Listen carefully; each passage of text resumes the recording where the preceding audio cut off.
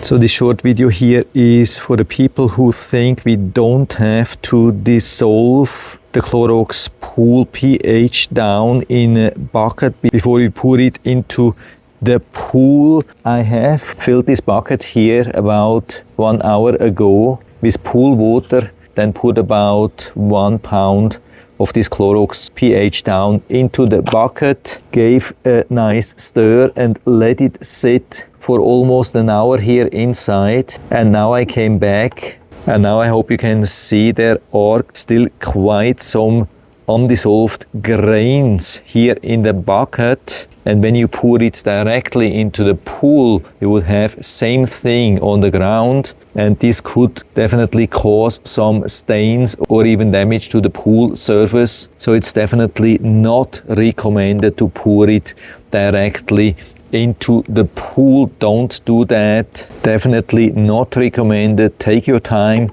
take a bucket, fill it with water, pour in the grains. There's also maximum amount which you shouldn't exceed at one time. Best to respect that. Slowly dissolve it, and when you don't see any grains in the bucket anymore, only then use it and pour it into your pool. That's my suggestion. Just wanted to show you that here, very important. Other than that, of course, I love this stuff. Has definitely helped me a lot in the past to lower the pH. Highly recommended to come buy it directly here from Amazon. I hope I've been able to help you a little bit with this video, and thanks for watching.